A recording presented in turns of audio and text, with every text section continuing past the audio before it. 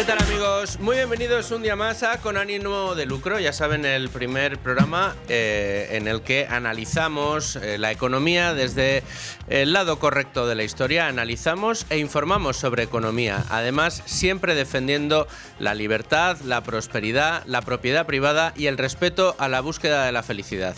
Hoy tenemos que atender de nuevo al conflicto entre Estados Unidos e Israel y el régimen tiránico de Irán. Habrá que ver qué es lo que está sucediendo en el Estrecho de Ormuz y prestar mucha atención a todas las dinámicas que tocan al bolsillo, todas las dinámicas económicas que lamentablemente son muchas, que operan cada día y que en el día de hoy están tumbando a los índices de todo el mundo.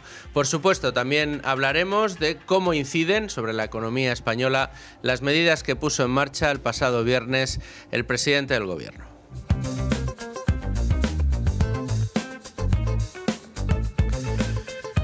Rojo bursátil, riesgo de recesión, en fin, tenemos titulares para todos los gustos en una nueva semana en la que continúa ese conflicto bélico en Oriente Medio, donde Irán y sus satélites están empezando a reaccionar con ataques importantes sobre Israel, con amenazas directas a los Estados Unidos de América y, por supuesto, seguimos teniendo una crisis importante de suministro debido al cierre de facto, que no de jure, del Estrecho de Ormuz. Todas las amenazas que se ciernen sobre los buques que allí permanecen parados son buques que deberían estar haciendo circular materias primas como petróleo, como gas, también como fertilizantes por el mundo entero. Esto está haciendo que suban de una manera muy importante los precios del gas, los precios del petróleo y que ahora mismo tengamos el petróleo Brent en 92 euros.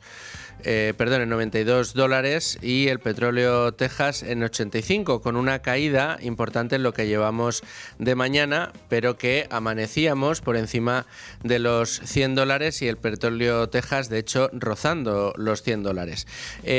Volatilidad absoluta, volatilidad máxima. El oro, que hace solo unas semanas estaba en 5.200 dólares la onza, está cotizando en 4.400. Todo esto frente a la fortaleza del dólar. Todos estos movimientos hacen que en este caso los índices más importantes estén cosechando caídas, que estén cosechando en este caso retrocesos de primer nivel. Tenemos, por ejemplo, el índice IBEX 35 cotizando en 16.700 puntos. La verdad que se ha dado la vuelta, está ahora mismo cotizando más plano cuando habría con caídas superiores al 2,2%. Y es que el S&P 500, el Nasdaq, pues están también, y el Dow Jones de industriales, estos tres índices de referencia en Estados Unidos cerraban el pasado viernes con grandes caídas y lo que estamos viendo en las negociaciones es que también caen. Claro, esta situación no es positiva, no lo es para el bolsillo de los contribuyentes. En España la noticia hoy es que después de que entraran en vigor las medidas anunciadas por Pedro Sánchez el pasado viernes, se han notado esas medidas directas, ese alivio por reducción de impuestos en la gasolina, por alivio por reducción de impuestos en el precio de la electricidad, pero claro, son medidas muy coyunturales y son medidas muy pegadas al tiempo, pero tendremos que analizar porque dentro de todo ese paquete de medidas que se anunciaron el pasado viernes, que lo hizo el presidente del gobierno en esa rueda de prensa que les dimos aquí en directo, en el que el presidente del gobierno decía estar muy cansado y muy enfadado por la guerra, donde pues le dio mucho énfasis a esta situación, resulta que también ha metido de soslayo medidas que no son tan buenas, medidas muy intervencionistas en el mercado eléctrico, medidas que van en contra de los intereses de las centrales nucleares, medidas que van también en contra de los generadores eléctricos, y tiene otro damnificado adicional que es el de los centros de datos, quizá uno de los motivos o motores de inversión más importantes de los últimos tiempos y que ahora mismo juegan un papel esencial para la dinamización de la economía en todas las latitudes. En España en concreto, gracias precisamente a nuestra situación geográfica ecológica gracias precisamente a la abundancia de sol y de energías renovables, permite también la llegada de estos centros de datos. ¿Qué problema tenemos?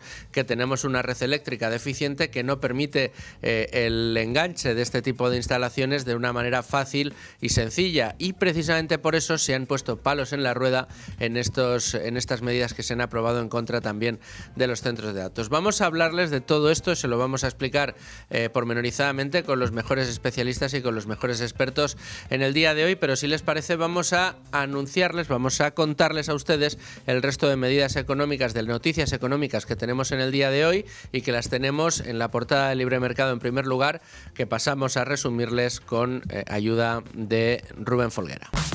Y de contaminación va la primera de las informaciones que abren nuestra portada en nuestro diario económico en Internet y que tiene que ver con la contaminación de España. Es 3 veces superior a la de Francia. Rubén Folguera, ¿qué tal? Buenas tardes. Buenas tardes, ¿qué tal? Sí, ¿Cómo es esto? Así lo explica Diego Sánchez de la Cruz, haciéndose eco de un informe de la Fundación Civismo en el que precisamente se subraya que lejos de mejorar la situación en España se está empeorando en los últimos años, y precisamente en los años en los que más se ha recrudecido ese alarmismo climático, ese fundamentalismo ecologista, en el que, bueno, como vemos, España tiene, según este informe, un problema de elevado coste económico, también un problema de pérdida de fiabilidad del sistema, y asimismo un problema de soberanía energética, porque España depende ya del exterior para el 70% de su consumo energético, como hemos dicho en distintas ocasiones, y todo ello pues evidentemente sumado a que, como decimos, las emisiones de CO2 han aumentado en más de 2,5 millones de toneladas en 2025. Más asuntos en la portada de Libre Mercado.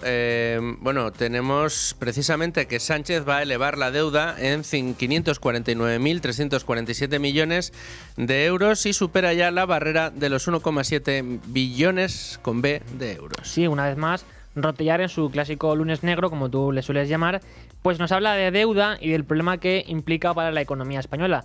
En el fondo, lo que Rotellar está explicando es que en España se ha sustituido la economía productiva por la economía subvencionada a través de deuda pública y gasto público, y alerta de que esto además implica un desequilibrio para nuestra economía, porque el déficit estructural se sitúa en torno a 4 puntos porcentuales sobre el PIB.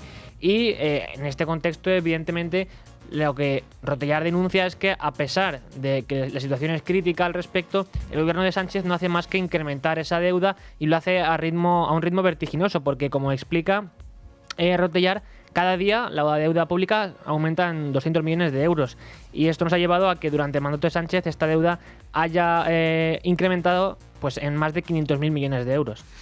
Tenemos también información de Pablo Aro sobre tema de pensiones, que siempre interesa mucho. Francia, Alemania y Suiza, los países que más pensiones pagan en España. Sí, es un análisis interesante de, como bien dices, los países que más pensiones pagan en España, que es una lista que encabezan Francia, Alemania y Suiza. Francia, en concreto, es la que encabeza esta lista de países con casi 200.000 pensiones, representando pues casi el 27% del conjunto, mientras que Alemania representa en torno al 20%, con más de 140.000 pensiones. Y en tercer lugar, Suiza cierra este top 3 con más de 125.000 pensiones, que suponen el 17%, algo menos del acumulado del conjunto de pensiones analizado. Mientras que, por otra parte, el número de pensiones españolas que van a parar a jubilados que residen en el extranjero hasta febrero de este año, o al menos según consta en estos datos que publica Pablo Aro, lo que demuestra es que, como digo, el número de pensiones españolas que van a parar al extranjero supera a los 120.000 pensionistas en total.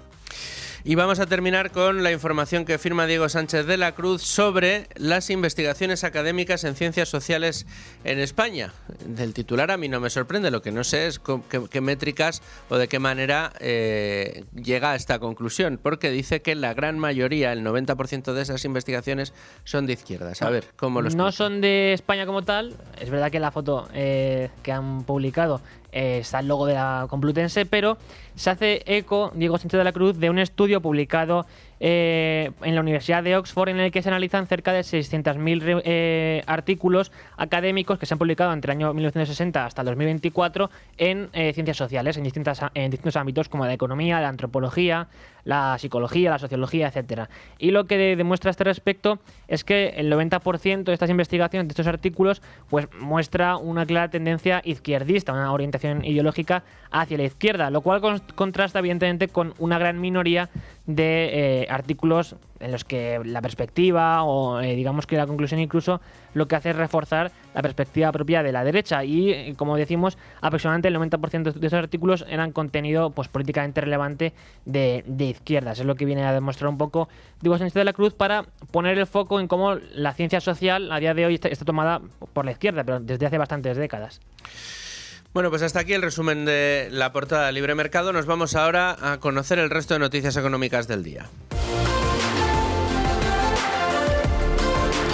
Pero antes déjenme que les recuerde que existe bateriasadomicilio.es. Llamen al 685-750-250, 685-750-250 y si usted ha tenido un problema con su batería, ahí en ese teléfono le dan presupuesto, le envían un coche taller, le cambian le cambian la batería esté donde esté, ya sea en casa o en la oficina.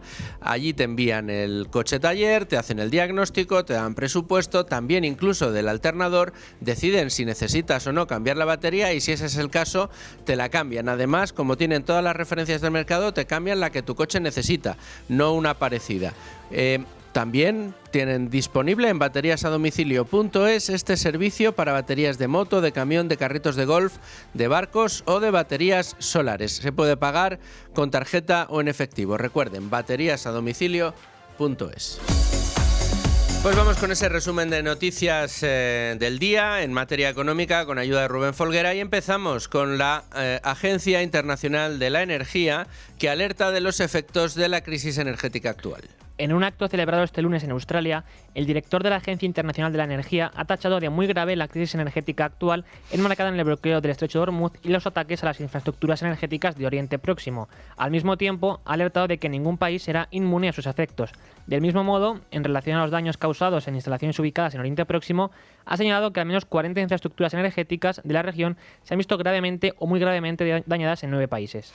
También tenemos que hablar de la facturación industrial que, adivinen, se está desplomando. Según los datos publicados este lunes por el INE, la cifra de negocios de la industria se desplomó un 6,3% en enero en relación con el año anterior, su mayor caída desde abril del 2025 cuando se hundió un 7%. Con el descenso de enero, las ventas de la industria vuelven a tasas negativas después de haber registrado en diciembre de 2025 una alza interanual del 1,5%. En tasa mensual, la facturación de la industria disminuyó un 1,1%, lo cual supone su mayor retroceso desde octubre del 24. Y tenemos que hablar también de los funcionarios que, atención, van a tener una jornada laboral de 40 horas, no, de 37 horas y media, no, de 35. El Ministerio de Función Pública se reunirá este lunes y el próximo miércoles con los sindicatos en 2 reuniones técnicas para dar el último impulso a las negociaciones sobre la jornada laboral de 35 horas en la Administración General del Estado, una medida que será una realidad a partir del próximo viernes, según ha informado UGT. Además, el Gobierno llevará a estas 2 reuniones la negociación en la Comisión Técnica de Temporalidad y Empleo de la oferta de empleo público para 2026 y la regulación del acceso de las personas con discapacidad en la Administración General del Estado. Vamos también con información sobre la inversión extranjera que se ha hundido en España un 22% en 2025 y eso que el Gobierno no deja de presumir de que aquí vamos como un cohete y que evidentemente atraemos mucha inversión extranjera. El pasado mes de enero, en la clausura del Spain Investors Day, el presidente del Gobierno, Pedro Sánchez, aseguró que España se presenta como uno de los grandes polos de atracción de inversiones a nivel mundial. Los flujos de inversión extranjera caen a escala global, pues España sigue siendo. Teníamos un sonido que no hemos podido escuchar, ahora lo recuperaremos, pero... En cualquier caso, lo cierto es que los inversores internacionales pierden el interés por la economía española. Así, en 2025, España captó un 22% menos de inversión extranjera con respecto al año anterior, fruto de la incertidumbre en el orden económico global desatada por la llegada del presidente de Estados Unidos, pero también a las políticas nacionales. Así lo muestran los datos publicados ayer por la Secretaría General de Estado de Comercio, de los que se extrae una caída generalizada en las comunidades autónomas que tradicionalmente más han tirado de la inversión extranjera. De hecho, este dato de inversión extranjera es el peor de los últimos 4 años desde la recuperación de la actividad económica tras la pandemia. Así, descontando los ejercicios del 20 y del 21, se trata del segundo peor registro desde la llegada de Pedro Sánchez. Y ahora sí podemos escuchar qué era lo que decía en el Spain Investor Day el señor Sánchez sobre la inversión extranjera. Aunque los flujos de inversión extranjera directa caen a escala global, pues España sigue siendo un destino preferente en inversión. El stock de inversión extranjera directa productiva representa nada más y nada menos que el 41% de nuestro Producto Interior Bruto, superando los 650.000 millones de euros. No solo somos uno de los mejores países del mundo para vivir, sino que también somos uno de los mejores países del mundo para invertir. Eso es, uno de los mejores países del mundo para invertir. Pues en 2025, señor presidente del Gobierno, la inversión extranjera en España se hundió un 22%. Esto es porque somos muy atractivos para invertir, ¿verdad, señor presidente del Gobierno? En fin, y ahora vamos a uno de los motivos por los que esa inversión extranjera huye de España. Ya no por la situación macroeconómica, sino por ver cómo el Ejecutivo manosea a las empresas cotizadas de la manera en que lo hace. Y el ejemplo más cercano en el tiempo lo tenemos con Indra. Indra bajaba más de un 5% en los primeros compases de la jornada bursátil de este lunes, marcada por retrocesos generalizados ante las dudas de la continuidad de Ángel Escribano en la presidencia de la firma. En concreto, los títulos de la empresa de defensa y tecnología caían un 5,16% en torno a las 10 de la mañana, hasta los 47,56 euros, siendo la empresa del todo el IBEX 35 que más perdía. El mercado reaccionaba así tras los movimientos de la semana pasada que concluyeron en que el pasado jueves Escribano Mechanical and Engineering, propiedad de los hermanos Ángel y Javier Escribano, renunciase a la operación de integración con Indra y Ángel Escribano se mantuviese al frente de la compañía de defensa y tecnología. Bueno, esto es un culebrón del que le venimos informando. Sabemos que el viernes, después de una reunión larga de más de 3 horas, en Moncloa, Ángel Escribano salió con el título todavía de presidente de Indra, y el consejo del próximo miércoles será el que decida finalmente si Ángel Escribano continúa al frente de Indra o no lo hace. Da la sensación de que no lo va a hacer, en el sentido de que el gobierno está empeñado en quitarle de medio, pero bueno, cosas más difíciles hemos visto y digamos que no nos encontramos con el ejecutivo más fuerte en ningún sentido de los que hayamos tenido hasta la fecha. Así que vamos a seguir muy pendientes de ese culebrón, como les digo, y aquí le vamos a contar todos los resultados. Hasta aquí las noticias con Rubén Folguera. Nos vamos a la tertulia con uno de los mejores y mayores expertos, no solo en el ámbito económico, sino también en el internacional, Enrique Navarro.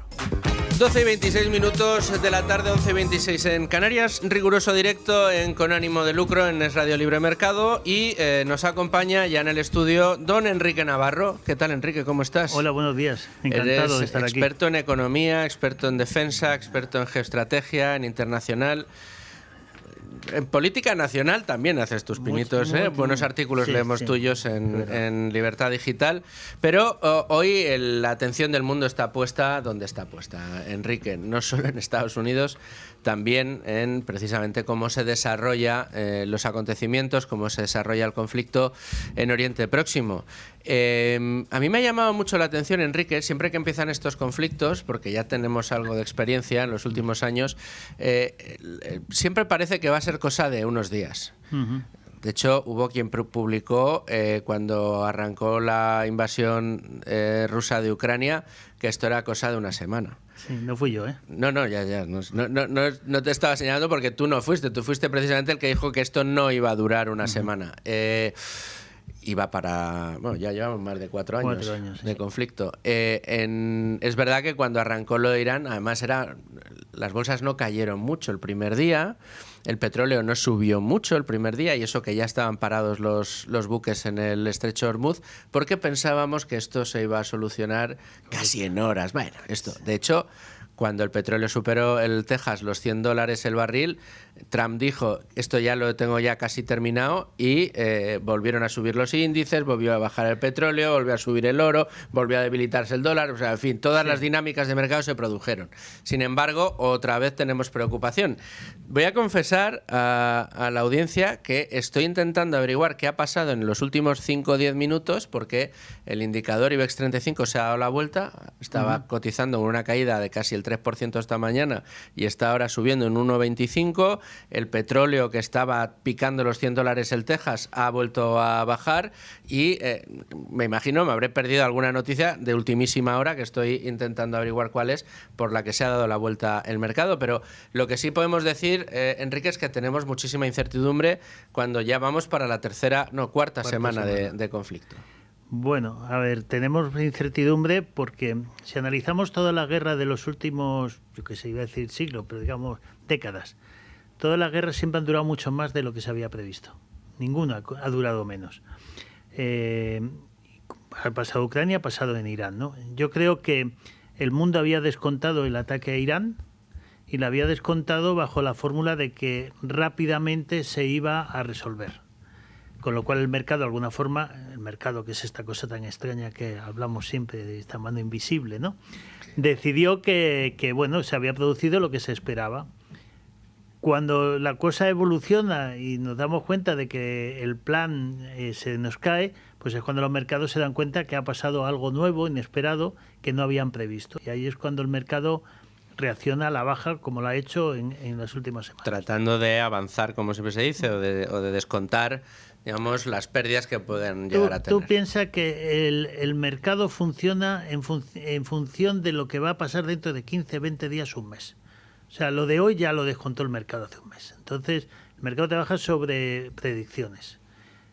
Cuando hay muchas predicciones de distintos signos, se vuelve loco, ¿no? Es un poco lo que le pasa a los mercados, que como viven de inputs, y si esos inputs son contradictorios, si uno de otro, el mercado está loco. Entonces sube, baja, el petróleo sube, baja, y no le vas a encontrar ninguna racionalidad, ¿no? Tú sabes que los aficionados a las inversiones, y más los que nos gusta el largo plazo, la diversificación, siempre decimos Mr. Market está esquizofrénico en el corto y recupera la cordura en el largo. No lo decimos nosotros, lo dijo Buffett y Graham. O sea que, además. Creo que he encontrado la información que ha hecho cambiar las cosas en el día de hoy. Trump ordena posponer 5 días los ataques a las centrales nucleares, a las centrales eléctricas en Irán, después de, literalmente o entrecomillado, conversaciones muy buenas con Irán.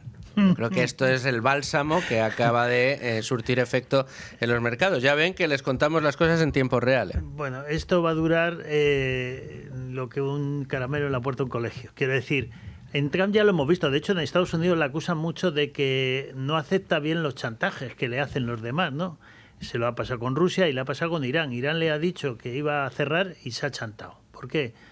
Porque esta guerra a Trump ya le empieza a ser un problema político muy grave. Y un problema más allá económico, político, de cara a las elecciones.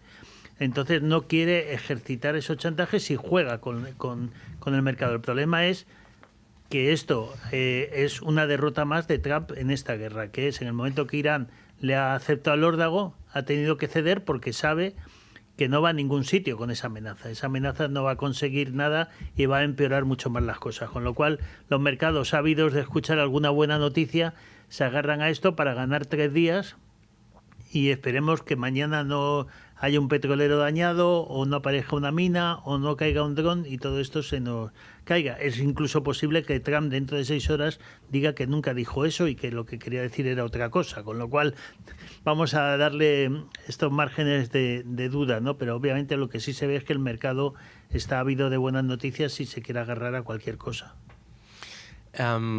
¿Y cómo ves tú la situación? Más allá de bueno, pues esta evolución casi, digamos, dialéctica de mensajes contradictorios y en este caso que tratan de ser balsámicos, evidentemente tiene las midterm ahora el señor Trump y evidentemente no quiere tensiones que le pongan en contra las elecciones dentro del país. Evidentemente un dólar muy fuerte, un petróleo al alza, tensiones inflacionistas en Estados Unidos. Si no los crea él, con el manejo de los tipos de interés no le convienen. Pero mirando el estrecho de Hormuz y mirando la evolución de la crisis, ¿cuál es la lectura que haces y cómo ves la cosa a corto o medio plazo? Bueno, vamos a hacer diríamos un análisis de perspectiva, ¿no? Aquí hay 2 guerras en una. Está la guerra de Israel, que es una guerra existencial contra su enemigo regional, y está la guerra de Estados Unidos por controlar diríamos, las grandes amenazas globales, como sería el caso de Irán. ¿Qué es lo que le ha fallado, como siempre en la guerra? La inteligencia. Estados Unidos y Trump pensaba, uno, que el régimen caería como un castillo de naipes a poco que le soplaran, y dos, que ese cambio de régimen iba a producir un efecto parecido al de Venezuela. Eso es un gran error. Primero, porque es desconocer lo que es Irán. Irán es un superpoder regional, lleva siéndolo mucho antes que nadie más en la historia de la humanidad. Irán es un país donde la juventud está muy formada, es el país quizá más formado de Oriente Medio, es el país más moderno dentro de Oriente Medio. Pensamos que aquello es una especie de dictadura clerical, pero no es muy diferente de la que hay en otros sitios. Y por tanto, lo que se ha producido, lo que ha dado a la luz este ataque es el nacionalismo persa o iraní, que lo que ha hecho es reforzarlo. Con lo cual, el objetivo uno de esta operación, que era derrocar el régimen de Irán, eso no se va a producir. Y cuanto más ataquen, menos se va a producir. Entonces hay que buscarle una alternativa. Bueno, si no consigo mi objetivo 1, el objetivo 2 era acabar con su capacidad nuclear, pero supuestamente ya habían acabado con ella. Con lo cual es admitirlo. 3, es decir, puedo destruir su capacidad militar, pero eso va a ser un tiempo si no cambio el régimen. Entonces, en todo esto, Irán, ¿qué ha descubierto? Ha descubierto que puede hacer mucho daño a Occidente. Ha descubierto lo que tú señalabas. Ya no es el tema de las elecciones a medio término, es que dentro del movimiento MAGA, que es el gran movimiento ideológico que soporta a Trump, diríamos, hay dos elementos claves. Uno, hay un movimiento antisemita muy importante en MAGA, por tanto, esto de hacer lo que diga Israel a muchos americanos no les gusta, porque dentro de Estados Unidos el mundo judío es más demócrata que republicano. Esto es algo que es muy normal, con lo cual en el voto conservador eso es una variable. 2, ahí se ve en el distanciamiento del propio vicepresidente, J.D. Vance, ¿no?, que era el que defendía ese no a la guerra, queremos aislarnos del mundo, etcétera, ¿no? Entonces tiene el problema político interno con unas elecciones, una situación económica que en Estados Unidos es muy grave, porque el galón está a $4, estaba a 2.20, 2.30 hace un mes, un país que se mueve en coche, ¿no? Entonces creo que tiene elementos, tiene prisa por terminar, pero no sabe cómo acabarlo. Yo creo que ese es el problema que hace que esto se pueda dilatar en el tiempo, porque el tiempo juega ahora mismo a favor de Irán, que tiene las herramientas y los instrumentos para eternizar esto en un conflicto de baja intensidad que acabe hundiendo a los mercados, a los países del Golfo, a Dubái, etcétera, y darle una vuelta enorme al Golfo Pérsico para mucho tiempo. Durante los primeros compases de este conflicto, la primera semana en concreto, se establecieron muchas lecturas de lo que podría llegar a durar o no en función de la capacidad armamentística de cada una de las potencias que entraban en conflicto, pensando que pues solo habría Tomahawks para no sé cuántos días o solo habría drones para no sé cuántos días. Mi sensación es que las fábricas se han puesto a pleno rendimiento, porque aquí nadie da su brazo a torcer, pero de esto tú sabes más que nadie. Sí, pero pensemos, ¿no? O sea, Estados Unidos ya tenía sus inventarios muy tocados por la ayuda a Ucrania. Pensemos que desde que se pone un pedido, un contrato de Tomahawks o de Patriot, hasta que se empiezan a entregar, pasan de 3 a 4 años. Por mucho que le pongan hoy las pilas, no va a haber esos misiles. Por tanto, las guerras se hacen con los inventarios que hay. Entonces, ya estaban muy tocados, estaban más tocados todavía por la ayuda a Israel en todos estos meses, y ahora están mucho más tocados, porque para derribar un misil iraní hacen falta 5, 6, 7 Patriot. Para derribar un dron hacen falta 8 o 10 misiles. ¿Qué ocurre? Que esos stocks que ya están entrando en elementos críticos, donde Estados Unidos dice no podemos bajar de aquí porque ya afecta a la seguridad nacional. Eso ya está pasando. Y eso es un elemento que hace que también tenga que cambiar el sentido de la guerra. ¿De qué forma? De que no nos podemos defender tanto con patrios, etcétera, tenemos que atacar más. ¿Para qué? Para provocar, diríamos, que no haya ataques. Pero ahora mismo no hay posibilidad de que la industria americana... La iraní es distinta. ¿Por qué? Porque la iraní trabaja con drones que hace uno cada hora. Y que desde que pone un pedido hasta que tiene un dron pasan 72 horas si tiene la materia prima. Los misiles, tiene miles de misiles, no necesita lanzar muchos. Con que lanzó 3 a Israel, a la central nuclear de Dimona, y ya es una noticia mundial. Entonces, diríamos, a nivel de inventario están complicados los dos, pero Estados Unidos necesita mucho más y cada vez tiene menos. Y Estados Es Unidos, el desequilibrio, ¿no? El dron es mucho más barato, hace mucho daño, pero para poder parar un dron hace falta una inversión gigantesca. Gigantesca, claro, porque al final en Israel estamos hablando de cientos de Patriot, cada uno cuesta $1 millón y medio de dólares. Pero sobre todo es eso, no hay respuesta de la industria a corto plazo. Lo que hoy se le está pidiendo a la industria es para reponer inventario, pero si esta guerra sigue 2 semanas más, Estados Unidos entraría en un problema crítico ya de armamento defensivo. Y si cae tu armamento defensivo, tú no sabes si Irán se está guardando los misiles que no ha lanzado, que son la mayoría. Irán sigue teniendo el 80% de su arsenal, si no lo han destruido en tierra. ¿Qué va a pasar cuando ya no... Que el otro día se vio en Israel, ya no hay misiles? O sea, el sistema de defensa se está cayendo y no hay capacidad de reponer. Y ese es el gran drama que tiene Estados Unidos allí, que tiene en Ucrania, porque tampoco tiene sistema de defensa. ¿Por qué? Porque son, diríamos, guerras que se alargan demasiado. Es un espacio enorme. Tú piensas que desde Turquía al estrecho de Hormuz debe haber 3.000 kilómetros. O sea, proteger 3.000 kilómetros requiere de un esfuerzo de material enorme que ni siquiera Estados Unidos lo tiene. Con lo cual, esta al final, como todas las guerras son de logística y de inventarios, y Estados Unidos está ya entrando en un momento crítico. O cambia el sentido de la guerra haciendo algo distinto, utilizando más aviación o poniendo tropas terrestres, o lo que es los sistemas de defensa no creo que tenga para más de 2 semanas. Estados Unidos. ¿Y esto es una buena o una mala noticia, Enrique? Si eres iraní es una buena noticia.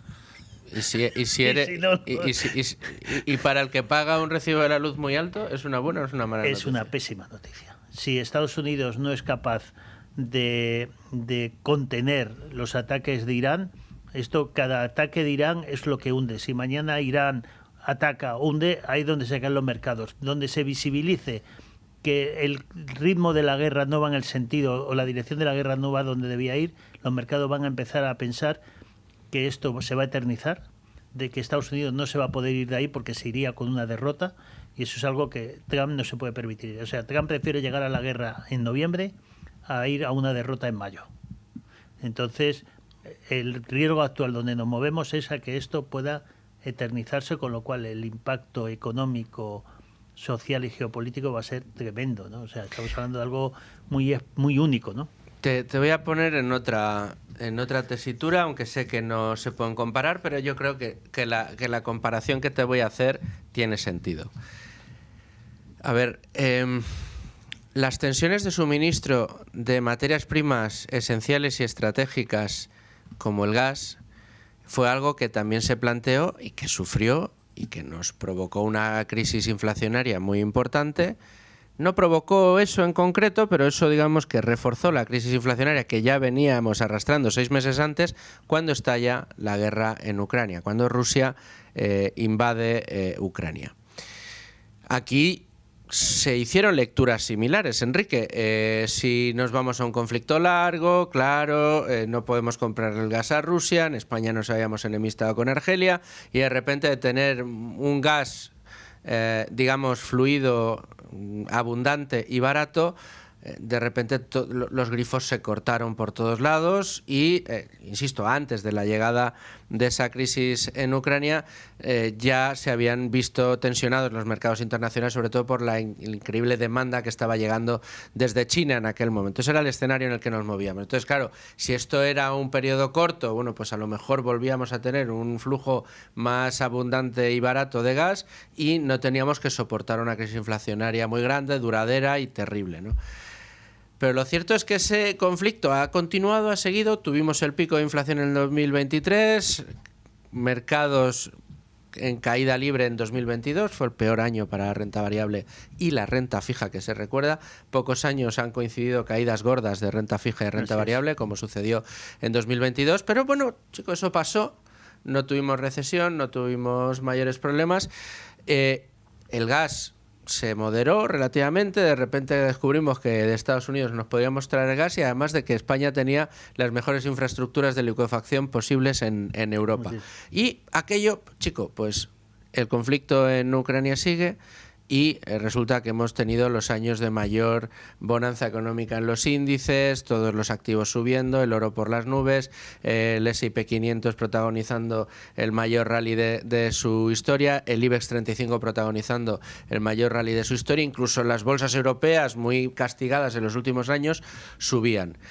Y no hemos visto mayores problemas en la economía, más allá de los domésticos que tenemos con este gobierno que se empeña en empobrecernos año a año. En cualquiera de los casos, ¿podría suceder un escenario parecido en la crisis que tenemos? Si esto se cronifica y eterniza, pues pasaremos un año regular, pero luego la cosa se estabilizará y el mundo sabrá vivir con el conflicto en esa zona. Bueno, vamos a ver.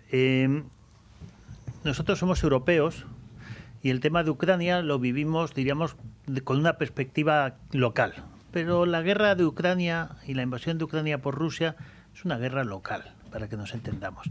Ni Ucrania es nadie en el concierto mundial y Rusia tampoco es una gran potencia. Tiene petróleo y tiene gas, pero ¿qué ocurrió ahí? Esto es un tema menor. O sea, Estados Unidos ya tenía un excedente de gas que rápidamente puso a su disposición. Había otras posibilidades. En poco tiempo el mercado se recompuso. El gas que no venía a Rusia se lo vendía a China y a otros países, con lo cual el petróleo que vendían vosotros a China pues ha venido para acá. O sea, el mercado se ha recompuesto rápidamente porque no hemos tocado, diríamos, una situación estratégica. Europa dentro del mundo es lo que es y el gas no ha faltado. Y es más, se ha seguido comprando gas. España ha sido un gran comprador de gas ruso hasta hace muy poco. Eso es algo que no tiene nada que ver con lo que está ocurriendo en Irán. La guerra Irán, Israel, Oriente Medio, es la mayor guerra geoestratégica desde la Segunda Guerra Mundial.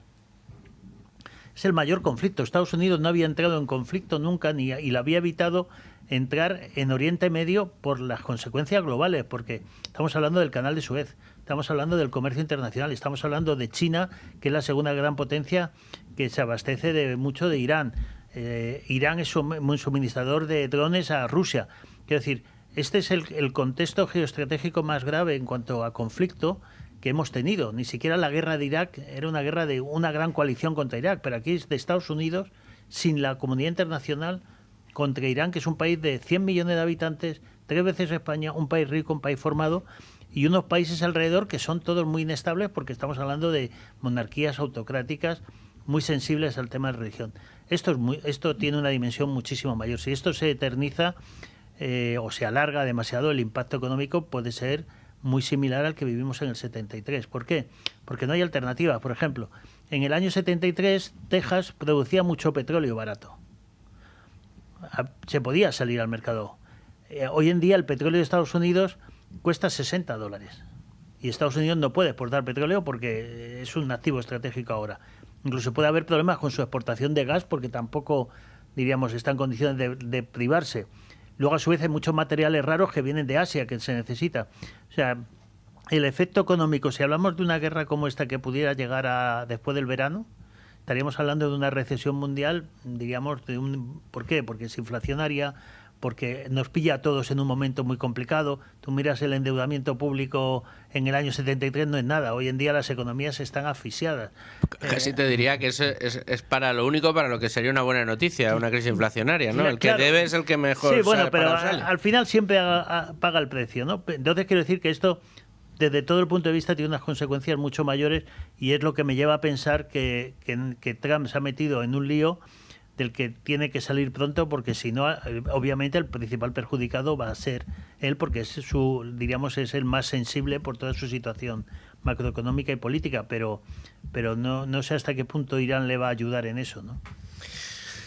Mientras, los efectos económicos ya los estamos sintiendo, el incremento de precios es evidente, es un incremento de precios que llueve sobre mojado. Ya arrastrábamos, porque parece que aquí se ha querido vender que la inflación no había terminado, porque ahora ya solamente teníamos un 2,5 general, en determinadas partidas como la cesta de la compra es infinitamente mayor, pero a menudo la gente se olvida que el hecho de que ahora crezca un 2 cuando antes crecía un 10 no es que crezca en conjunto un 8 porque se le reste el 2, no, es que va sumando. Sí, son kilos que mientras no adelgaces son kilos que va sumando año a año. Y así entonces, desde 2021, antes de cualquier conflicto. Sí, no, llevamos desde 2021, que el acumulado es más del 20% Sí. en general. En España del 25, más o menos. 25, en la cesta de la compra más del 40, en el consumo energético también altísimo, y claro, nos iríamos a una espiral de nuevo inflacionista.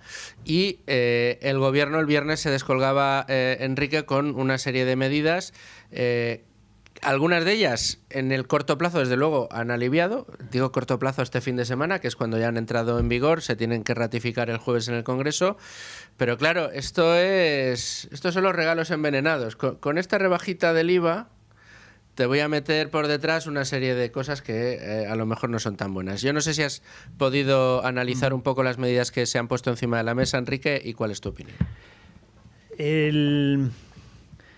No cabe duda de que hay dos efectos económicos. Uno es el macro, que es sobre todo el tema de inflación, su impacto con tipos de interés, etcétera, que es un tema importante a efecto macro.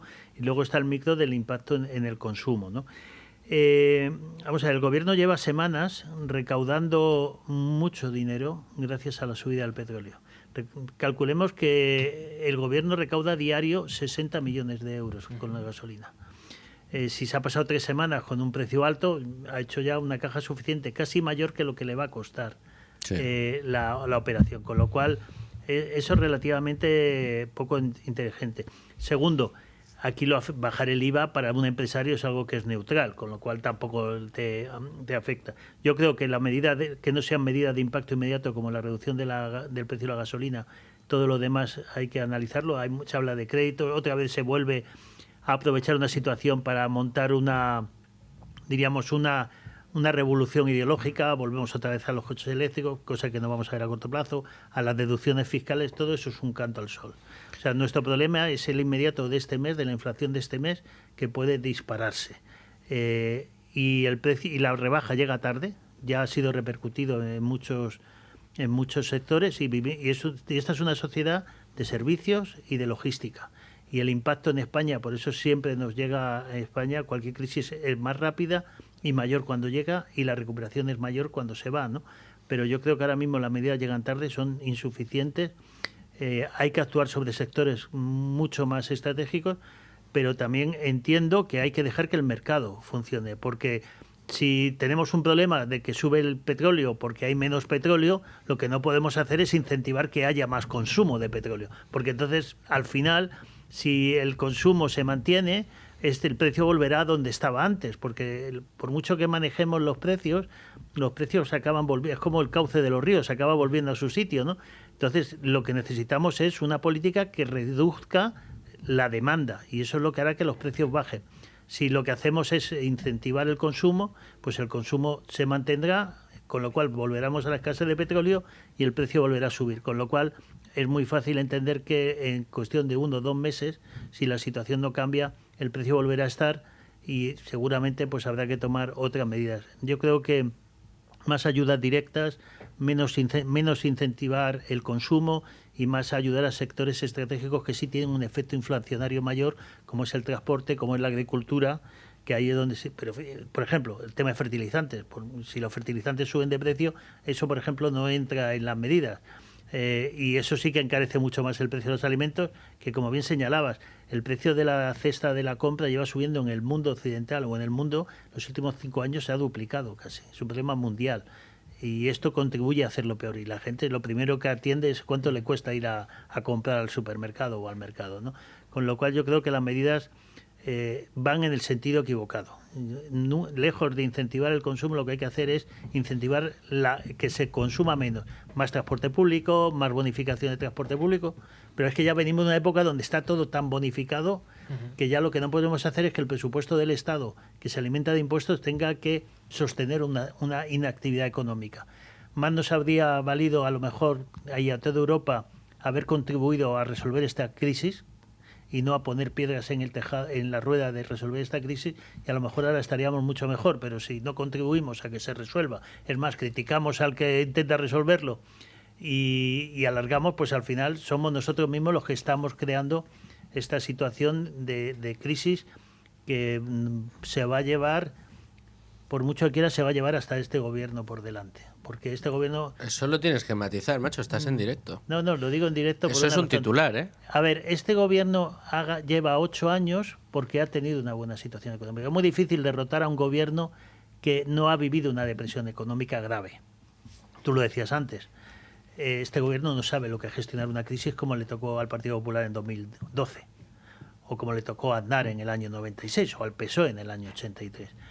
Está muy bien cuando puedes vivir sin presupuestos, porque eso solo te lo permite si tu economía te genera ingresos suficientes para compensar la falta de un marco regulatorio. Este gobierno lleva recaudando cada año una cantidad enorme de dinero, no ha ajustado la renta, la inflación, con lo cual esto es una máquina de generar dinero. Sí, es muy fácil gobernar, pero si esto se detiene y el desempleo empieza a aumentar, hay que aumentar. Ya no hay, sin presupuesto no puedes resolverlo. Y por eso digo que una situación de presión económica es, diríamos, la puntilla de cualquier gobierno. Y si esto se alarga, lo será de este, vamos, sin ninguna duda. Pues nos ha dejado el titular, Rubén. Enrique, quedan 5 minutos de programa, bueno, de programa no, de tertulia. Y sí que me gustaría preguntarte, hemos hablado de para cuánto tiempo le quedan inventario a Estados Unidos. Hemos hablado de las consecuencias que tendría que este conflicto se alargara más allá del verano. Incluso has vaticinado que puede ser el conflicto que se lleve por delante a Pedro Sánchez. Pero lo que no sé todavía es cuál es tu pronóstico, cuál es tu quiniela, cuál es tu... O sea, cuando miras a la bola de cristal de Enrique Navarro, ¿qué se ve respecto a este conflicto? Hombre, y que no te compromete, al final es una hipótesis que vas a plantear. Pero bueno, yo sé que tú eres mucho de decir, pues yo creo que esto va a ir por aquí. Mira, yo creo que el régimen iraní está ahora mismo en unas buenas condiciones para negociar con Estados Unidos, no sé si con Israel, pero sí con Estados Unidos, una solución a este conflicto. Yo creo que Irán también ha entendido parte del mensaje, ¿no? Es decir, ya ha sufrido 2 ataques por Estados Unidos, pero Irán es otro régimen que tiene que sobrevivir y para eso necesita recursos, ¿no? Yo creo que un acuerdo por el cual Irán... A ver, hay que fiarse de Irán, quiero decir, y de Trump, quiero decir, pero yo creo que como estamos ahora mismo en la parte más de lo que se dice que no de lo que se hace, yo veo factible que pueda haber un acuerdo entre Irán y Estados Unidos por el cual se libere Hormuz. Eso ya le daría pie a Trump para decir que ya ha conseguido una victoria, y algunas otras medidas diríamos más relacionadas con el tema del Líbano. Es cierto que Israel en el Líbano está en una operación militar muy gruesa para acabar con Hezbollah. En Siria también se ha hecho una operación muy gruesa, quiero decir, los tentáculos de Irán en la región no son los que eran hace 1 año, 2 años, 3 años, con lo cual el control del programa nuclear sería la siguiente clave. El resto sería maquillaje. Si Trump no entiende esto, que no digo que lo vaya a entender, si Trump no entiende que esta es la única salida, tendrá que convencer a Netanyahu, y Netanyahu tendrá que aceptar porque también depende de los patriots americanos, ¿no? Yo creo que alguien intentará llegar a un acuerdo o algún acercamiento que nos lleve a una situación de más normalidad, pero, eso sí, con un régimen que se va a mantener en Irán, y eso lo podrá o lo tendrá que vender Trump internamente como otra gran paz que ha conseguido, pero yo creo que veremos algún tipo de acuerdo que permita que esto se solvente. Eso es lo que yo creo que va a pasar. Pero como yo digo siempre, espera lo mejor y prepárate para lo peor. Muy buena ese consejo, lo has dicho un montón de veces. Siempre lo digo. Pero me parece muy evidente. ¿Y tú crees que ese acuerdo está cerca?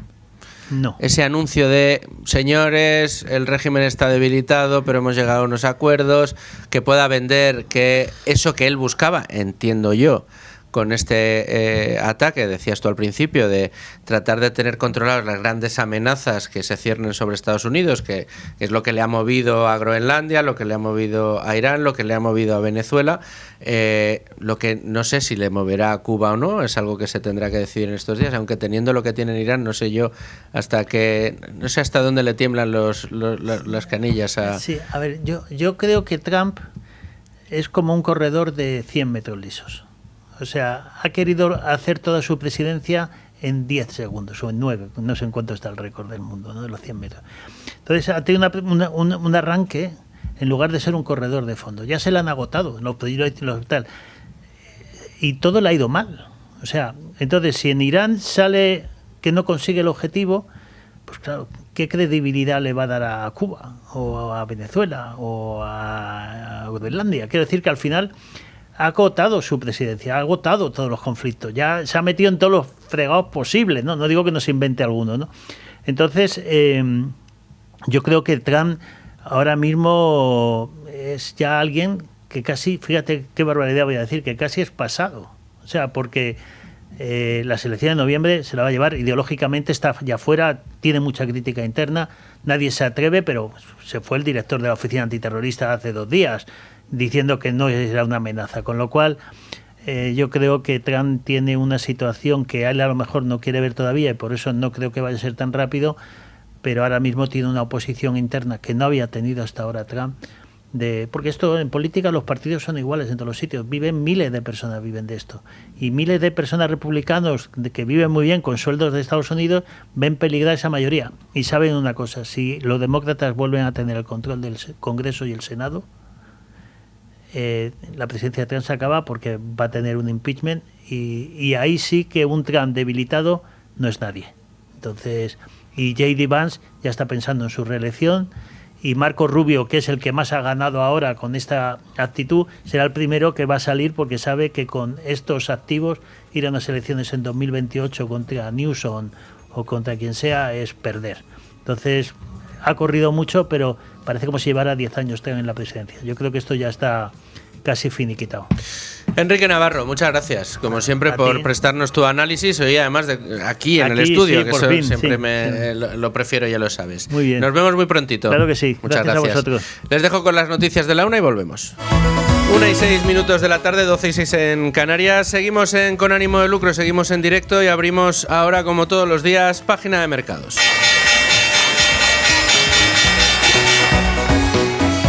Y ojo cómo están los mercados, ¿eh? A primera hora, en la mañana de Federico, estábamos contando, pocos minutos después de la apertura, que el mercado español estaba en caída libre, dejándose más de un 2%, cotizando al borde de los 16.300 puntos. Y bueno, lo que tenemos a esta hora es que nuestro indicador IBEX 35 se anota casi un 1% y está en 16.861 puntos. Hace solo unos minutos, cuando teníamos aquí a Enrique Navarro, estaba incluso superando subidas del 1,5%. La verdad que se han dado la vuelta a todos los índices e incluso se ha moderado el precio de una de las materias primas de referencia ahora mismo, que es el petróleo.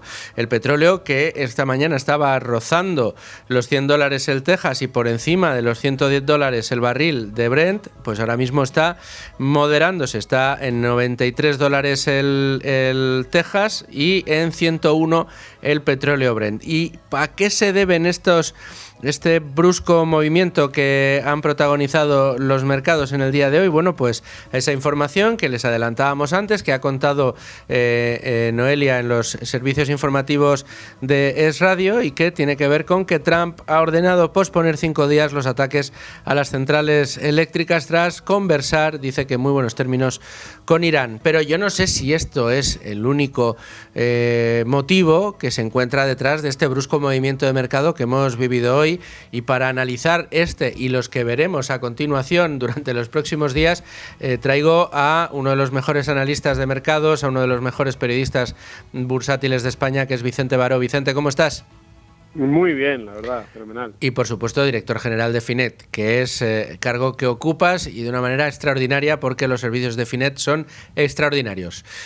Vicente, ¿Te has sorprendido como yo o no estabas tan atento como yo en esos momentos al giro de mercado? Porque yo me he ido del programa de Federico teniendo, digamos, un dibujo claro de cómo iba a ir la sesión y de repente me siento aquí a hacer con ánimo de lucro, abro otra vez los mercados y veo que donde caían un 2,5 estaban subiendo un 1,5. Digo, ostras, aquí me he perdido algo de la batalla, y en ese momento abría los servicios de noticias y veía esa orden de Trump de posponer 5 días los ataques a las centrales eléctricas. Bueno, me ha pillado justo navegando en X, tenía abierto, justo de pronto había visto el anuncio y tal, y me he ido rápidamente al mercado y he visto que había reaccionado. O sea, cuestión de minutos, ¿no? Este es el mercado que tenemos ahora, pues que se mueve, pues antes se decía por X, bueno, ahora es por Truth probablemente, sí. Pero hay que verlo en perspectiva, yo creo. O sea, este movimiento, pues, lógicamente, de un momento a otro, pues quita unas primas que el mercado estaba metiéndole a que el petróleo se puede ir muchísimo más arriba, por lo menos ya hay una posibilidad de contención. Pero bueno, que esto no es solo una parte, que es lo que íbamos diciendo ya unos días. Con los aranceles sí que era Trump el que decía pongo esto, no pongo esto, lo quito, pero aquí hay otra parte que es Irán. Entonces, claro, pues hay que esperar siempre. Yo creo que la reacción del mercado ha sido, oye, pues parece que esto se abre una puerta a que haya una tregua o algo así, pero hasta que no salga Irán confirmando, pues conviene un poco enfriar un poco ánimos, ¿no? Porque hay que escuchar también a la otra parte. Vamos a estar, desde luego, muy pendientes estos días de cómo está el mercado. Es algo que llevamos diciendo desde principios de año, incluso antes de que llegara esta crisis, Vicente, que los mercados están muy interesantes, con lecturas muy interesantes, y también precisamente en estos momentos y con la situación que atravesamos, es bueno tener información de primera mano, tener buenos análisis y también tener herramientas que te permitan contrastar y manejar no solo tu cartera, sino pues aquellas que estés estudiando de la mejor manera posible. En Finet tenéis muchas de estas herramientas, tenéis mucho análisis, ofrecéis muchísima información a la comunidad inversora. ¿Estáis observando cada vez más demanda de este tipo de herramientas y de información? Sí, desde luego, claro, sí. Nosotros, por ejemplo, pues tenemos algunas herramientas como el comparador de fondos, el comparador de ETFs, donde vemos que hay un uso altísimo, ¿no? Y luego cuando hay movimientos de estos, pues todavía más, ¿no? Obviamente la gente quiere saber qué está pasando, o luego, por ejemplo, nosotros hemos sacado hace poco, que lo estuvimos compartiendo con vuestra audiencia, nuestro servicio Finet Plus, que al final ahí lo que damos es todavía más y mejores herramientas, ¿no? Pues la posibilidad de crearte carteras donde vayas metiendo todas tus posiciones en fondos, ETFs y planes, irlas siguiendo, ir comparando, sugerencias de fondos que tengan mejores ratios que el que tú tienes en tu cartera. En fin, estamos haciendo cada vez más herramientas porque vemos que efectivamente la gente las demanda. Yo creo que eso está muy bien. ¿Por qué? Porque al final lo que percibimos es un interés de los inversores en tener el control, o cada vez más control de sus carteras, ¿no? Que al final es un reflejo de que sí que está aumentando la educación financiera, ¿no? Ya no es solo lo que te dice pues una persona en una sucursal, sino que la gente está tomando el control de su destino inversor. Desde luego que sí, y precisamente en tratar de popularizar, de hacer llegar cada vez a más gente esa cultura financiera, en Finet tenéis mucha culpa de la buena, y yo os felicito por ello. Sabes que también es una obsesión de esta casa de radio, donde programas como este o como Tu Dinero Nunca Duerme, en el que participas siempre que tu agenda te lo permite, pues sabes que la invitación la tienes siempre abierta, pues van en esa dirección.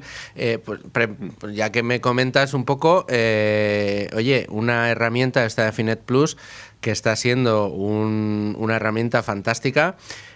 Comentamos la última vez, no solo para particulares, sino también para profesionales del sector, porque ayuda a tener precisamente un montón de información a un solo vistazo, ya no solo de tu cartera, sino una cartera que puedes llegar a construir, o de escenarios que te puedes plantear, ¿no? Y más en este momento en el que la incertidumbre en cuanto a mercados hacen que el corto plazo sea absolutamente impredecible. Claro, sí, y además la idea que tenemos nosotros es hacerlo cada vez más sencilla, ¿no? Por ejemplo, imagínate, hay muchos asesores que ellos tienen su cartera a lo mejor la tiene en un Excel o que sea, de fondos recomendados, ¿no? Sí. Y entonces con su peso y demás, que hemos hecho, pues por ejemplo, hacer muy sencillo para estos profesionales que esa cartera la suban, ¿no? Que suban un Excel o que suban un CSV o que suban un documento, y con eso nosotros, ya utilizando herramientas bastante avanzadas y temas de ella y tal, nosotros eso lo montamos directamente con la cartera. O sea, solo con subirnos el Excel ya lo montamos nosotros como cartera. Entonces, por ejemplo, para un asesor, oye, pues si imagínate tiene una cartera más prudente o una más atrevida, más no sé qué, pues aquí lo puede subir.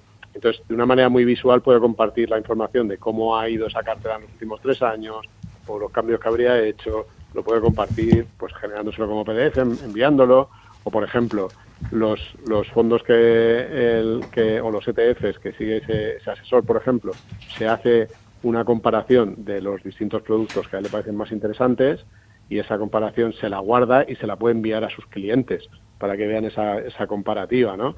Y puedan ver luego las fichas de los fondos. O sea que al final, claro, sí, nosotros, o sea, parte de esa mejora de la cultura viene directamente por mucha gente que se preocupa más por sus inversiones, pero también va por capacitar más a los asesores, a los banqueros privados y demás, para que tengan también mejores herramientas que puedan ofrecer también, pues al final mejores resultados, digamos así, o más análisis más completo a los clientes, ¿no? O sea que ese es un poco el espíritu, sí. Por eso, bueno, al final oye, que está el usuario básico que simplemente quiere seguir sus carteras y tener sus fondos comparados y tal, para ese sigue Finet de toda la vida, cada vez mejor. Pero bueno, para que tiene un uso más intensivo y que le quiere sacar más valor, que quiere comparar más, pues por eso ahí hemos lanzado Finet Plus, que por eso es Plus, ¿no? Pues es más, sí. Y aporta más valor, ¿no? Pero vamos, que el Finet básico a mí ya me parece una maravilla también, así que para los distintos usos, ¿no? El que le saca más partido y el que se conforma con lo básico. Desde luego, herramientas fantásticas las que ofrecéis ahí, información, programas que haces, Vicente, que también aportan mucho. En definitiva, una de las mejores herramientas o compañeros de viaje de la comunidad inversora que uno puede tener. Finet, y si además eres Finet Plus, pues mejor que mejor. Vicente Baró, te agradezco un montón tu tiempo y seguiremos hablando, chico. Esto no para y tendremos que estar siguiéndolo minuto a minuto durante los próximos días y semanas. Por supuesto, ya sabéis que compartimos esa pasión por la formación financiera y por la inversión, así que aquí estaremos. Desde luego que sí. Un abrazo muy fuerte, Vicente. Ahora. Bueno, y no se me ocurre mejor manera de llevar el programa hasta el final del mismo que hacerlo acompañado de Daniel Rodríguez Herrera. ¿Qué tal, Daniel? ¿Cómo estás? Muy bien, ¿y vos? Compañero, amigo, subdirector también de Libertad Digital y, como siempre digo, la persona, al menos que yo conozca, que más atención le presta a todo lo que sucede en Estados Unidos, generalmente en materia política. Yo cuando me levanto lo primero es, evidentemente, leer el editorial de Libertad Digital, ver las primeras noticias, por supuesto, las noticias que vamos a subir en ese momento a Libertad Digital, y me repaso las principales cabeceras españolas. Pero quizá ya a media tarde o muchos días ni eso, me abro los periódicos americanos. Tú es quizá lo segundo que haces después de ver la cabecera de Libertad Digital, ¿no? Bueno, yo reconozco que muchas veces lo primero que hago no es abrir los periódicos americanos, sino ciertos blogs, ciertos medios alternativos y tal, porque te suelen dar una visión un poco distinta. También me leo periódicos americanos, nadie se lleva engaño tampoco, pero es verdad que cuando uno tiene mucha gente que ve la actualidad de Estados Unidos, pues igual se mete en el Washington Post, New York Times y tal, y esto es como enterarte de lo que pasa en España leyendo El País. Bueno, sí, me vale. Que lamentablemente es una de las imágenes que tiene de España mucha gente fuera de nuestras fronteras, porque El País es como el periódico de referencia, ¿no? Exactamente. En España. Bueno, te voy a preguntar por las cosas que suceden en Estados Unidos en un día muy importante, Dani. Resulta que casi en tiempo real, mientras estábamos haciendo el programa, las bolsas se han dado la vuelta, las materias primas también, porque Donald Trump se ha levantado y ha dicho: voy a decir que esto de que a lo mejor ataco las centrales eléctricas, que voy a dar 5 días de margen, que a lo mejor no ataco hoy, que ataco dentro de 5 días, porque he hablado con los de Irán y la cosa va bien. Y coincide, déjame que me anote una medallita, ¿vale?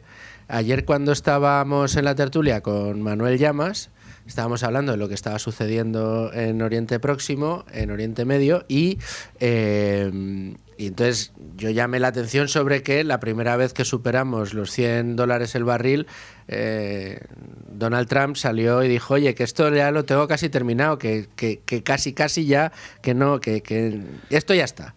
Y entonces pues bálsamos los mercados, los índices subieron, el petróleo bajó. Y claro, teníamos, de hecho el viernes estaba casi en $120 el Brent, por encima del 100 el Texas, y entonces yo decía, digo, pues yo no sé si escucharemos dar algún nuevo anuncio a Donald Trump, pero no me extrañaría que sucediera. Y esta mañana Trump ordena pausar los ataques a Irán. ¿Le está empezando a pesar ya la guerra a Donald Trump en las encuestas, con los midterm a la vuelta de la esquina? A ver, es que al final depende de qué encuestas mires y la pregunta de esas encuestas. En general, a los suyos, la guerra de Irán les parece bien. A los MAGA. A los republicanos en general y a los MAGA en particular.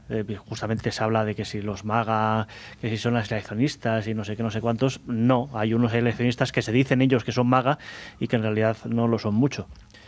Pues yo qué sé, vamos a hablar aquí de toda esta panda del Tucker Carlson, Candace Owens, Nick Fuentes y toda esta gente que en realidad pues tú les escuchas y básicamente dicen exactamente lo mismo que la izquierda, que la extrema izquierda.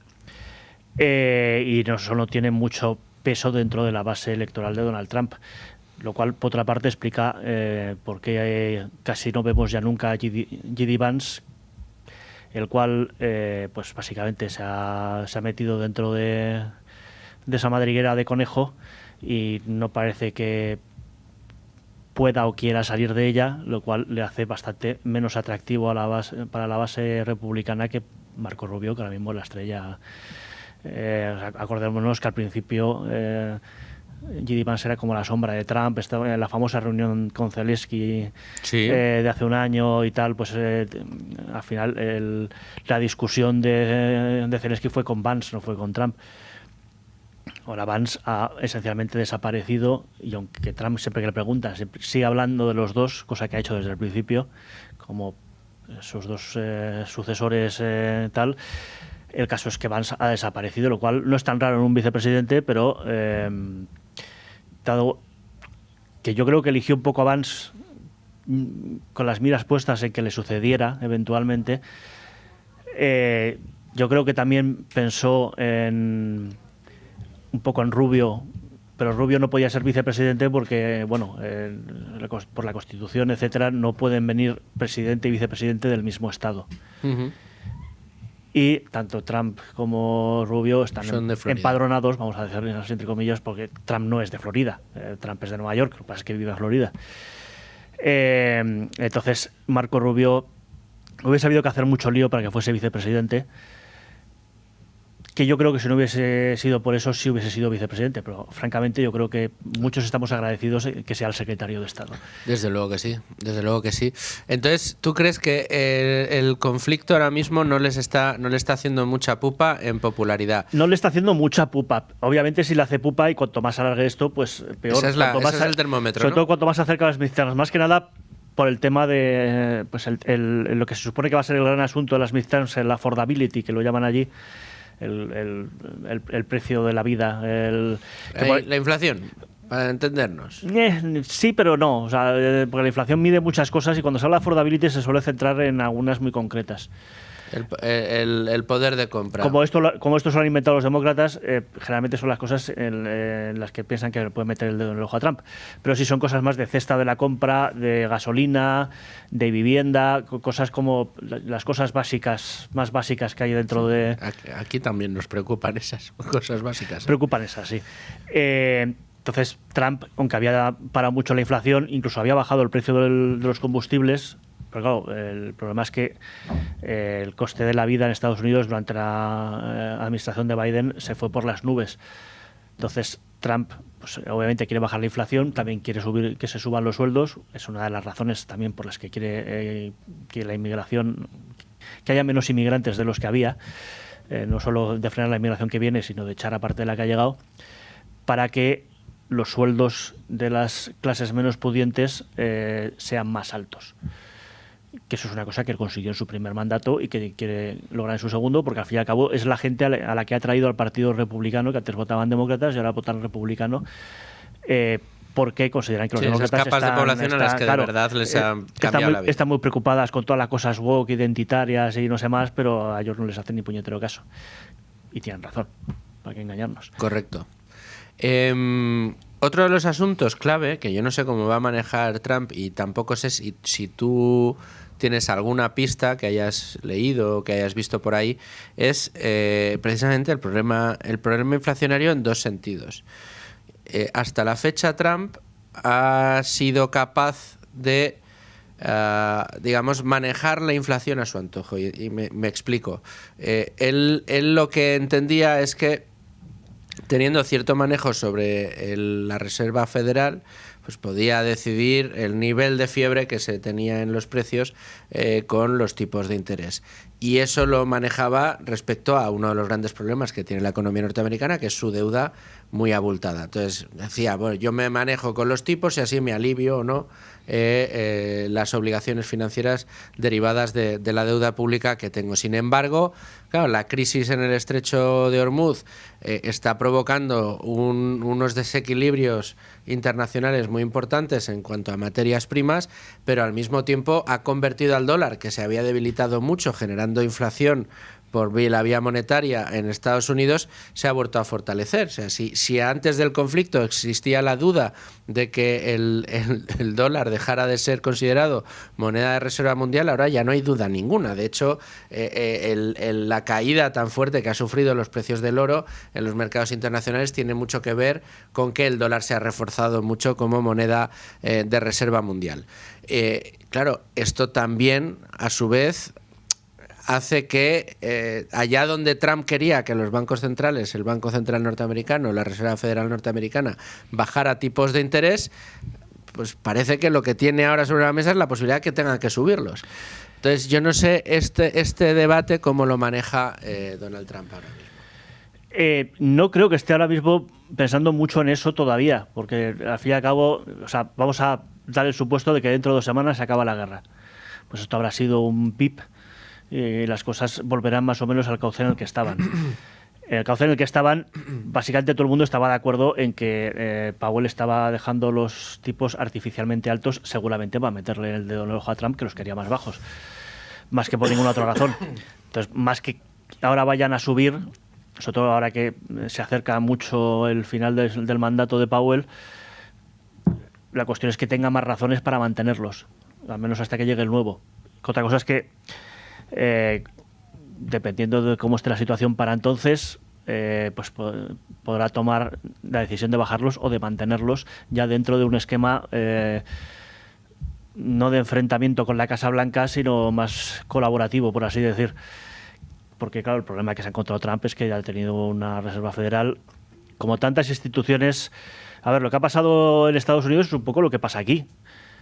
Aquí tenemos a Pedro Sánchez fagocitando todas las instituciones que deberían ser más o menos, aunque no fuesen imparciales o que fuese siempre nombrar, pero que al menos tuviesen cierta apariencia de y que no hiciesen barbaridades, pues eso Sánchez se lo ha cargado y los demócratas se lo han cargado en Estados Unidos. Entonces hay muchas instituciones que son activamente contrarias a Trump, y eso se ve sobre todo mucho en los juzgados federales de primera instancia, que es una cosa que da mucha vergüenza ajena cómo actúan algunos jueces de primera instancia. Luego esas cosas se tienden a corregir según los recursos van subiendo, pero claro, la cantidad de recursos que se ponen a las decisiones de Trump, o sea, Trump estornuda y hay un juez federal de primera instancia que dice que cómo se le ocurre estornudar, que eso voy a poner una sentencia preliminar que te diga que tú no te puedes sonar al estornudar, señor Trump. O sea, es casi así de ridículo. Y con la FED le está pasando lo mismo. Lo que es que la FED pues tiene unos plazos y esos plazos van a vencer. Yo imagino que el nuevo, cuyo nombre ahora no recuerdo, el nuevo gobernador de la FED, pues que es un tío bastante ortodoxo, pero que no está enfrentado a Trump, pues pase a tomar decisiones más o menos racionales a partir de que esté al mando. Kevin Warsh, que no nos acordamos, lo acabo de buscar. Kevin Warsh. Nos queda un minuto y en este minuto yo te quería preguntar te quiero cambiar de tercio y que nos vayamos a Nueva York. ¿Sabemos algo de qué tal le va a la ciudad de los rascacielos con el señor Mamdani? El primer alcalde canábico de la historia de Nueva York. Pues ha habido un escándalo que no ha pasado a la prensa, no ha pasado al New York Times, el New York Post, y por lo tanto aquí mucha gente no se ha enterado, que es que su mujer se han descubierto tweets antiguos y tal, pues racistas, antisemitas, o sea, todo lo que uno en el fondo sabe que es esta gente, que es Mamdani, pero muy, muy explícitos. Y que ha tenido que borrar, etcétera, etcétera. Pues que como no lo han pasado por el filtro de la prensa progre, pues ni la prensa progre ni las grandes cadenas de televisión y tal han hablado del tema. Pero ha sido muy comentado en otros círculos más de derechas, en el New York Post, por ejemplo, que es el periódico que uno tiene que leer si quiere enterarse de lo que pasa realmente en Nueva York. Pues lo leeremos y aquí lo seguiremos comentando. Daniel Rodríguez Herrera, muchas gracias. A ti. Y gracias a ustedes, señores oyentes, por estar ahí un día más. Yo les espero mañana aquí a las 12, como siempre, en Con Ánimo de Lucro. Hasta entonces, sean muy felices, amigos.